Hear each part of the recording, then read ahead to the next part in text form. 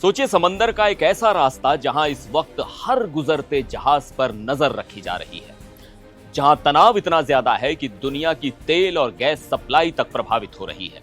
लेकिन इसी माहौल में भारत के 8 जहाज इस खतरनाक रास्ते को पार कर जाते हैं, वो भी सुरक्षित। आखिर कैसे? नमस्कार, मैं हूं सिद्धार्थ प्रकाश। वेस्ट एशिया का तनाव अब छठे हफ्ते में पहुंच चुका है। 28 फरवरी को अमेरिका और इजराइल के हमलों के बाद ईरान ने स्ट्रेट ऑफ होर्मुज पर अपनी निगरानी और सख्ती काफी बढ़ा दी है। यह वही समुद्री रास्ता है जहां से दुनिया का बड़ा हिस्सा तेल और गैस गुजरता है। समुद्री डेटा के मुताबिक इस रास्ते से गुजरने वाले करीब 60% कमोडिटी जहाज या तो ईरान से आते हैं या वहीं जाते हैं। ऐसे में ईरान ने साफ कर दिया है कि वो हर जहाज पर नजर रखेगा और जिन देशों को वो हॉस्टाइल मानता है उनके लिए यह रास्ता मुश्किल हो सकता है। इसका असर साफ दिख रहा है। ग्लोबल एनर्जी मार्केट में अनिश्चितता बढ़ी है और सप्लाई चेन पर दबाव भी। लेकिन इसी तनाव के बीच भारत एक अहम खिलाड़ी के रूप में सामने आया है। संघर्ष शुरू होने के बाद कम से कम 8 भारतीय जहाज स्ट्रेट ऑफ होर्मुज को सुरक्षित पार कर चुके हैं। इनमें एलपीजी और क्रूड ऑयल ले जाने वाले बड़े टैंकर शामिल हैं। मसलन 26 से 28 मार्च के बीच पाइन गैस और जग वसंत करीब 92,000 टन एलपीजी लेकर भारत पहुंचे। इससे पहले शिवालिक और नंदा देवी भी लगभग 92,000 टन एलपीजी लेकर 16 और 17 मार्च को गुजरात के मुंद्रा और कांडला पोर्ट पहुंच चुके थे। वहीं जग लाडकी यूएई से करीब 80,000 टन कच्चा तेल लेकर मुंद्रा पहुंचा।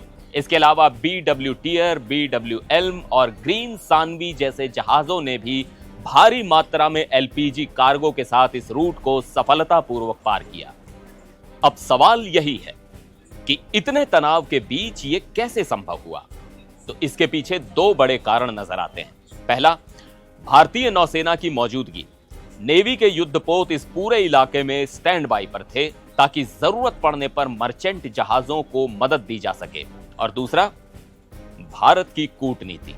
भारत लगातार ईरान के संपर्क में रहा और ईरान ने इंटरनेशनल मैरीटाइम ऑर्गेनाइजेशन को साफ कहा कि नॉन हॉस्टाइल वेसल्स, यानी जो देश उनके खिलाफ नहीं है, उनके जहाज सहयोग की स्थिति में सुरक्षित गुजर सकते हैं। भारत की संतुलित विदेश नीति का फायदा यहां साफ दिखता है। लेकिन कहानी यहीं खत्म नहीं होती। ईरान के संसद अध्यक्ष मोहम्मद बाघेर गालिबाफ ने एक नया संकेत दिया है।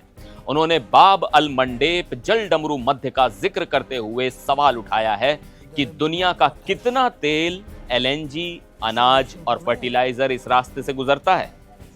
यह सीधे तौर पर एक इशारा है कि अगर तनाव और बढ़ता है तो एक और समुद्री रास्ता, जो बहुत अहम है, दबाव में आ सकता है। यानी साफ है, यह सिर्फ एक क्षेत्रीय टकराव नहीं है। अगर हालात और बिगड़ते हैं तो इसका असर ग्लोबल सप्लाई चेन से लेकर आपके घर के खर्च तक महसूस हो सकता है। आप इस पूरे मुद्दे को कैसे देखते हैं? क्या यह संकट और गहराएगा या कूटनीति रास्ता निकाल लेगी?